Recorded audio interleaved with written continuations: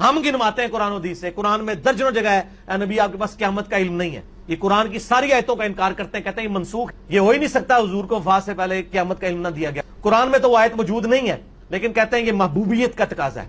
بسم اللہ الرحمن الرحیم. السلام علیکم دوستو. اس سے پہلے ویڈیوز میں نے آپ کو دکھایا کہ کس طرح یہ جھوٹ بولتا ہے.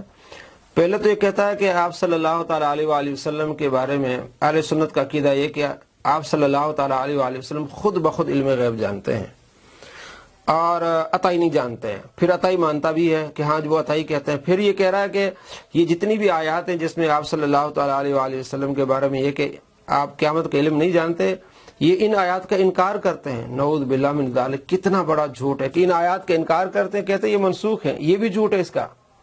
یعنی کہ جھوٹ پہ جھوٹ. جب بندے کا دماغ خراب ہو، باولا ہو جائے، اور اس نے پچھلی ویڈیو میں کہا بھی ہے کہ کیا مجھے کتے نے کاٹا ہے. ہاں، ایسے لوگوں کو جب کتے کاٹتے ہیں تو اس طرح کی باتیں کرتے ہیں، جھوٹ بولتے ہیں. اہل سنت کہتے ہیں کہ جن آیات میں آپ صلی اللہ تعالیٰ علیہ وآلہ وسلم کے علم کی نفی ہے وہ آیات بالخصوص مکی ہیں. آپ صلی اللہ تعالیٰ علیہ وآلہ وسلم کو شروع میں قیامت کا علم نہیں تھا. جسے قرآن پاک کو نزول ہوتا گیا، آپ صلی اللہ تعالیٰ علیہ وآلہ وسلم کے علم میں اضافہ ہوتا گیا. یہ اہل سنت کی کتابیں موجود ہیں. یہ طبیان قرآن ہے، یہ 12ویں جلد ہے اور صفحہ نمبر اس کا ہے 565 کہ قیامت کے وقوع کے علم کی انتہا اللہ تعالیٰ پر ہے اور اللہ تعالیٰ نے مخلوق میں سے کسی کو اس کے وقوع کا علم نہیں دیا.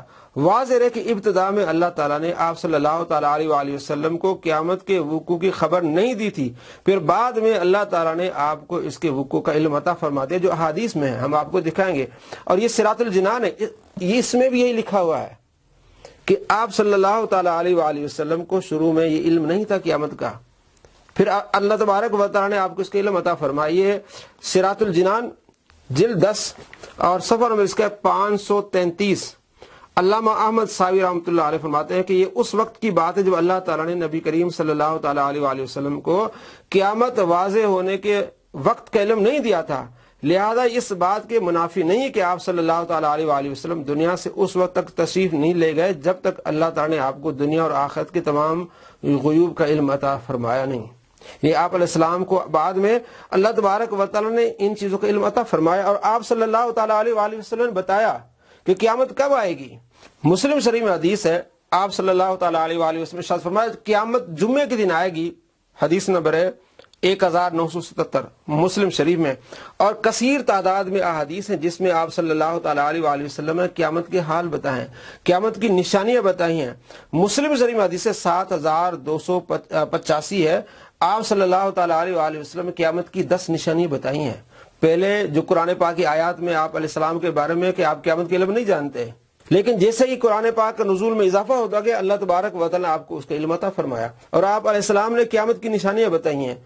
کس طرح وہ سور پھونکا جائے گا وہ بتایا. آخر میں وہ لوگ جن پر قیامت برپا ہوگی ان کا حال کیا ہوگا اور کس طرح قیامت برپا ہوگی، کس طرح لوگ کیا اٹھیں گے قبروں سے، سارا کچھ آپ صلی اللہ تعالیٰ علیہ وآلہ وسلم بتایا.